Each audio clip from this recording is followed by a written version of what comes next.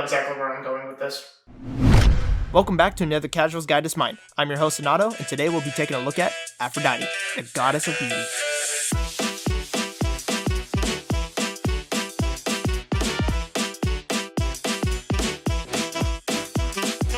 Oh, hell yeah, it's my boat! I freaking love Aphrodite for obvious reasons. Like the fact that she's fun as fuck to play! I always had a soft spot for support characters because they usually are the backbone to many good teams. And one of the greatest support characters, by the way, I'm talking about Joust here, no one gives a shit about competitive conquest, it's a casuals guide, alright? One of the greatest support characters in Smite is Aphrodite herself. Pair her up with any frontline warrior and you two will become unstoppable. If he touches me, I'm pants more banjo. I think Fred's controller just died. Do you guys want to keep trying to kill me? Like, I'll try. do you guys think Might this not is succeed, but gonna I'll try. work? That's By the way, One of the nastiest things my friend Patrick and I did was play the Joust the Two of Us game mode with me as Aphrodite and him as Chalk. And if you saw my last video, I'm sure you already know how bad Chalk already is. But adding a partner that can constantly keep his health and mana up is just way too much. But with all my love for this goddess aside, fuck this stupid whore! Playing her is a lot of fun, but makes you feel like a cunt. But playing against her makes you wish that you could surrender at the start of the game rather than waiting through 10 long, painful minutes of you and your team constantly getting their shit kicked in by a porn star and 2 sweaty beefcakes. Aphrodite basically generates so much sustainability with her kit that, if played right, any god in the game can stay in lane at least 3 times longer than they usually would, applying so much pressure to the enemy team. Don't believe me? Or you already do and I have no proper way to transition, so I decided to ask a stupid question? Well, let me prove it to you! Aphrodite's passive is called Center of Attention. You gain 4 of both physical and magical protection for each allied and enemy god near you within 70 feet. This maxes out at 36 with 9 gods nearby, so it's always up for team fights. This is more of a warning sign than extra defense, because if you're leaving Fountain and this isn't active, then you have defiled the buddy system. This should always be active. If it isn't, you done fucked up. You live and die by the buddy system. Building Aphrodite full damage can work, but going solo with her is usually a horrible idea. You don't play Aphrodite to get tons of kills. No. You play Aphrodite to make everyone on your team your bitch and have them do everything for you while they leech off of you like hoes to a sugar daddy. And in this case, you are the sugar daddy. Or mama, I don't judge. Although this isn't the most broken or useful passives in the game, base protections are always nice. Especially when you're playing an already squishy god that's constantly being targeted because you are, as said before, the backbone of your team. You die, they die. No pressure. Aphrodite's first ability is called Kiss Kiss Fall in Love. She blows a kiss in front of her, stunning the first enemy god it hits for 1 second. But that's not all, folks! Not even fucking close! May want to write this down. If she hits an ally with this ability, its cooldown is heavily reduced to 1 second and they both become soulmates. Until she leaves her bitch ass for another. This link can only be broken by outside sources if at least one god dies or both are separated through distance. Just like the Naked Brothers band always said, long distance relationships will kill you. Remember kids, stick to the buddy system. While linked, both Aphrodite and her butt buddy gain increased movement speed that scales up to 20% at max rank. If Aphrodite uses this ability on an enemy god while she is currently linked with an ally, that said ally becomes jealous for the next 5 seconds, increasing their damage output by up to 20% at max rank. Also, while linked, 70% of all mana Aphrodite regenerates is restored to whoever she is linked with. So basically, whenever you gain mana, so does your butt buddy, which means the mana regen from meditation will proc twice for whoever you're linked with. So if you see someone with the whole I need some mana issue, then go over, kiss her boo-boo, and med their dumbass. This side passive she has just further extends the whole and never-ending sustainability thing Afro's got going on for her. Side note, I like how Hi-Rez had to redesign Kali because she was too sexualized and revealing, but Aphrodite's still looking like an episode of Girls Gone Wild. Aphrodite's second ability is called Back Off. Aphrodite fulfills every weeb's dream of being stepped on by throwing a tantrum and stomping the ground. This stomp deals 320 points of damage at max rank, plus 70% of your magical power, while also knocking back enemies and slowing them by a base 25%. While linked to an ally, her soulmate is compelled to please Senpai and cooperate in throwing a tantrum as well, hoping to be stepped on next. This stomp damages and slows enemies for the same amount as if they were hit by Aphrodite's instead, but isn't as nice because instead of being stepped on by the literal goddess of Beauty, you get stomped on by previously mentioned Beefcake. If an enemy is within range of both stomps, they will only be affected by the one originating from Aphrodite. Sure, she may jump between levers constantly, but she has standards, no threesomes. This is one of your best ways of getting out of any sticky situation, and no, I'm not making another sex joke. If you're feeling overwhelmed, just face slam your 2 and run as fast as you can. This is also a good way to clear lane and finish off enemy gods. The main use of this ability is to have a frontline damage dealer that your soulmates with go in and apply pressure as you stomp through the link, either killing the enemy, making them wish they were dead, or getting them to piss off of your dumbass teammate who is paying attention to their health bar. No. God damn it, dude, stop feeding faster than I can heal! Aphrodite's third ability is called Lovebirds. Okay, this ability is what makes Aphrodite busted. Once activated, she sends out a flock of wait a minute. That's for birds in general.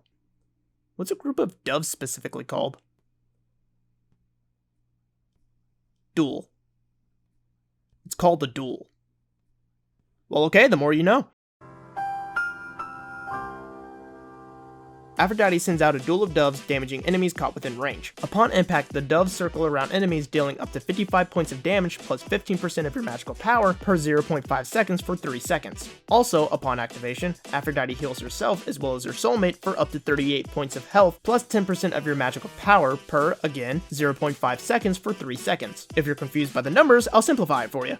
Birds make them hurt and make both you and Beefcake heal. This is basically the main ability you will max out and use non-stop. Since your 1 can be casted again almost immediately after hitting an ally with it, you can heal an ally and switch to another one right after. Basically with the buddy system, you're gonna have your main bitch, but you're also gonna have your side chicks. You will stick with Beefcake numero uno for the majority of the game and switch to Squishy side dish whenever they're dumbass ganks while being 3 levels behind. By the way, get used to switching soulmates a lot if you're the only healer on the team. Now the cooldown on this ability early game sucks ass, but no one ever remembers that except for the enemy team, so expect your allies to go full retard as soon as you link up with them. Aphrodite is best played when you're actually playing in a party with friends who you can easily communicate with. Now, important note, if you're used to playing support, you already know what I'm about to say, but if you're new to it, let me lay it on you nice and easy.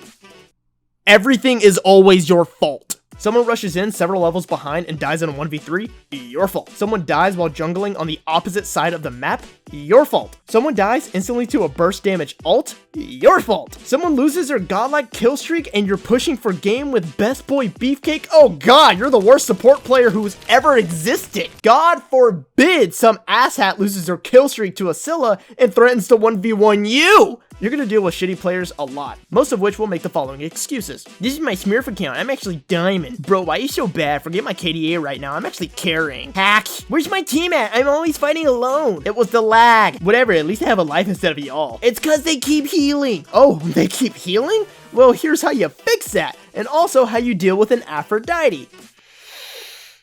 Build anti-heal, you dumb fuck! Yes, there are items meant to fight against such out-of-this-world techniques such as healing. Pestilence, Brawler's Beatstick, Divine Ruin, Toxic Blade, Circuit, Cerberus, Apwash, any of which will screw over any healer. Learn to counter build and get good. Now, although Aphrodite on paper is really busted, she isn't perfect, especially when dealing with kill-hungry teammates who will always expect you to make them invincible. I swear, playing this goddess will bring your game self-awareness up by a lot. You're constantly looking for teammates to heal, and you're forced to become better at positioning, which is the most important thing to master as Aphrodite since you have no hard movement abilities such as a dash or a leap. You always want to stay behind your teammates and move off of what they do. They will never move off of what you do. As Aphrodite, you automatically sign off as Mama Bear and lick the wounds of those who forget that, yes, Guardians are capable of dealing damage, and sometimes a lot of it. You have to be a team player if you want to succeed with this goddess, and if your teammates aren't half-witted window lickers, then prepare for a good game.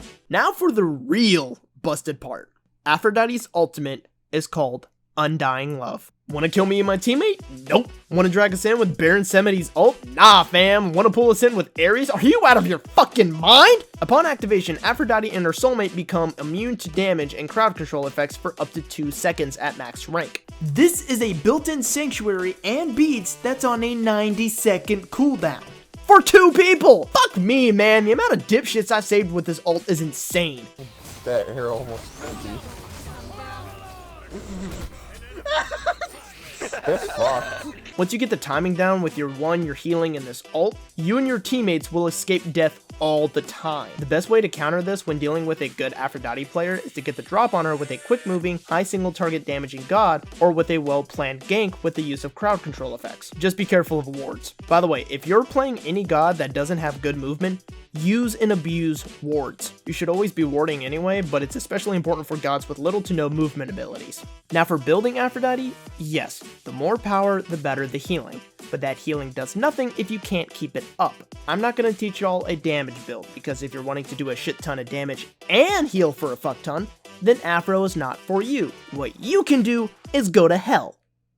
And by that I mean go play hell, she does exactly that. First item you want to start with is Specialist's Blessing. Then, choose a focus. And most importantly, the Rod of Ass Claps. Sometimes I even rush this item first just because it was made for healers. It gives 90 magical power and its passive gives constant bonus healing. For the rest of the build, you want to build things like Lotus Crown to give allies bonus protections, and maybe even Cronus' Pendant to allow yourself to heal more with a reduced cooldown. You could also build Shielded Regrowth for the bonus speed, and after that, it's up to you. Defense is always nice, especially Mantle of Discord for its high protections, cooldown, and passive that stuns enemies, allowing you to reposition or escape.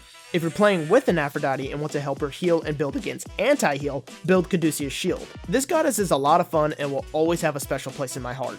Hopefully this video helps you have a better understanding of how she works. And perhaps I could finally stop seeing Burst Mage mains build her for damage and wondering why their hosts keep leaving them. Anyway, thanks for checking out my video, and if you haven't seen my last one where I went over Chalk, why don't you head over and check it out. Before you do that, make sure to like, share, and subscribe, and get ready for the next Casual's Guide to Smite. Till then, see you on Sinato.